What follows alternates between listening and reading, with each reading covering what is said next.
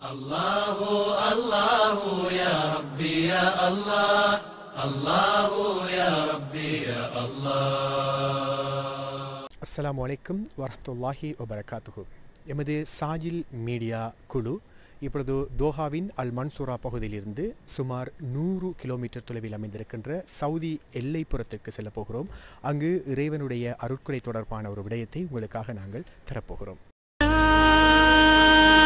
إله إلا الله لا إله إلا الله لا إله إلا الله محمد رسول الله محمد رسول الله أرجو رضاك يا الله أنت الرحيم يا الله هبني عطاك يا الله أنت الكريم منك العطاء يا الله أنت العظيم يا الله فيك الرجاء يا الله أنت الحليم الرحمن الستار ملك الملك الغفار الوهاب المنان المتعال.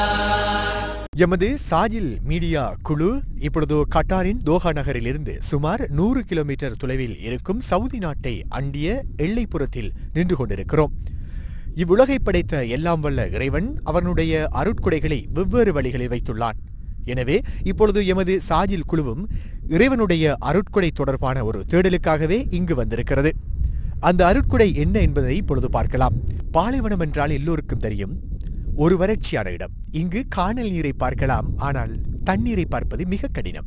இந்த பாலைவனத்தில் வாழும் அல்லது வசிக்கும் ஓர் உயிரினம்தான் பாலைவன கப்பல் என அழைக்கப்படும் ஒட்டகம்.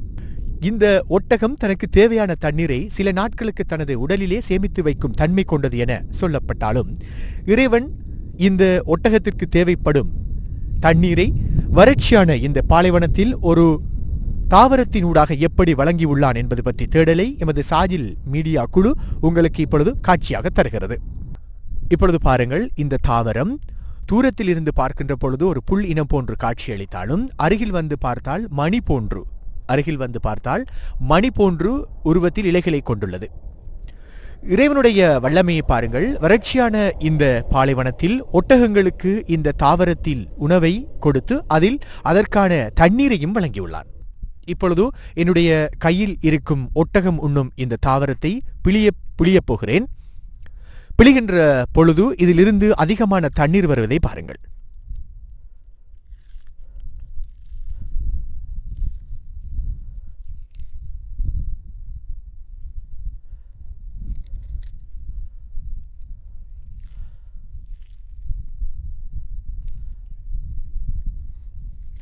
இதை பிழிகின்ற பொழுது அதிகமான தண்ணீர் இந்த தாவரத்தில் இருந்து வருவதை பார்க்கலாம்.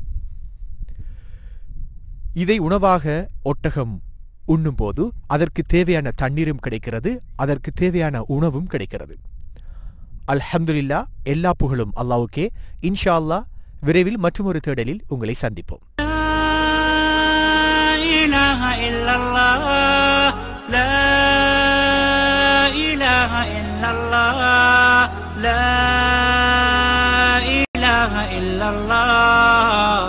محمد رسول الله محمد رسول الله أرجو رضاك يا الله أنت الرحيم يا الله هبني عطاك يا الله أنت الكريم منك العطاء يا الله أنت العظيم يا الله فيك الرجاء يا الله أنت الحليم الرحمن الستار ملك الملك الغفار الوهاب المنان